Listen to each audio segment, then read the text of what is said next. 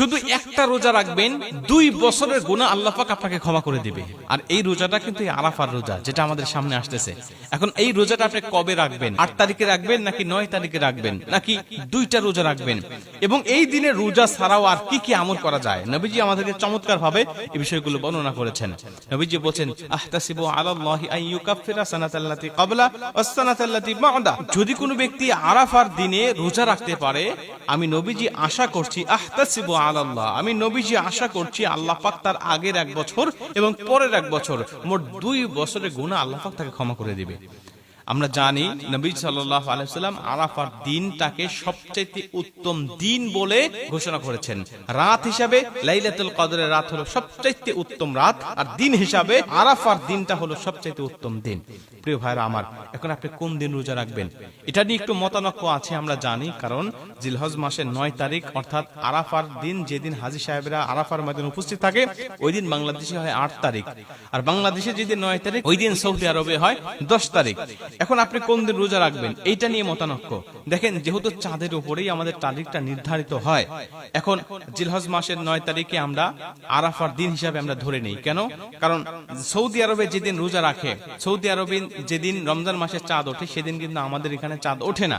আমরা কিন্তু চাঁদের উপর নির্ভর করেই রোজা রাখি। এরপরে চাঁদের উপর নির্ভর করেই কুরবানি দেই, চাঁদের উপর নির্ভর করে ঈদ উদযাপন করি। সবকিছু আমাদের চাঁদের উপরে নির্ভর হয়। আর এই জন্যই অধিকাংশ মুহাদ্দিসদের মত অনুযায়ী যে দেশে যেদিন 9 তারিখ হবে, ওই দিন ওই দেশের জন্য আরাফার দিন, অতএব ওই দিন সে রোজা রাখবে। আবার আরেকটা মত হলো আরাফার দিন যেদিন হাজিরা আরাফার ময়দানে উপস্থিত থাকবে, ওই দিনটাই হলো আরাফার দিন। অতএব ওই দিন যেদিন আরাফার ময়দানে হাজিরা উপস্থিত থাকবে, ওই দিন সকল দেশের মানুষেরা রোজা রাখবে। আরেকটি মত হলো যেদিন হাজিরা আরাফার ময়দানে উপস্থিত থাকবে, ওই দিন রোজা রাখা। তো 2টা মত যেহেতু পাওয়া যায়, বিশুদ্ধ মত হলো যেদিন আমার দেশে 9 তারিখ হবে, ওই দিনটা রোজা রাখা। তবে যেহেতু হাজিরা উপস্থিত থাকার মধ্যেও একটা দলিল রয়েছে এবং ওই পক্ষেও কিছু যুক্তি রয়েছে, অতএব আপনি যদি সন্দেহ এড়াতে চান, তাহলে আপনি 2টা রোজা রাখবেন। কারণ আমরা জানি যে প্রথম দশক পুরাটাই রোজা রাখার জন্য নবীজি তার জীবদ্দশায় রেখেছেন।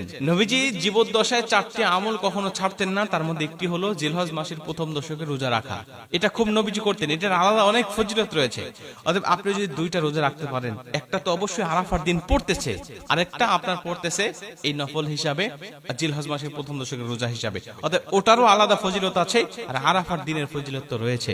এজন্য আপনি 2টা রোজা রাখবেন, তাহলে আরাফার রোজা ছুটে যাওয়ার কোনো সম্ভাবনাই থাকে না। আপনি 2টা রোজা রাখবেন, এটা হলো 1। 2 নম্বরে, এই দিনে রোজা ছাড়া আর কি কি আমল করা যেতে পারে? নবীজি আমাদেরকে আরেকটা দোয়া শিখিয়েছেন, লা ইলাহা ইল্লাল্লাহু ওয়াহদাহু লা শারীকা লাহু লাহুল মুলক ওয়া লাহুল হামদ ওয়া হুয়া আলা কুল্লি শাইইন কাদির। নবীজি বলছেন, আমি নবী তো পড়েছি এবং আমি নবীর আগে যত নবী এসেছে সমস্ত নবী রাসূল এই দোয়াটা করেছেন। খায়রুদ দুআ দুআ ইয়াউমি আরাফা, আরাফার ময়দানের দোয়াই, আরাফার দিনের দোয়াই হলো সবচেয়ে বড় দোয়া। অর্থাৎ এই দোয়াটা নবীজি করেছেন। 3 নম্বরে আরেকটা দোয়া করতে পারি, সেটা হলো ইস্তেগফার।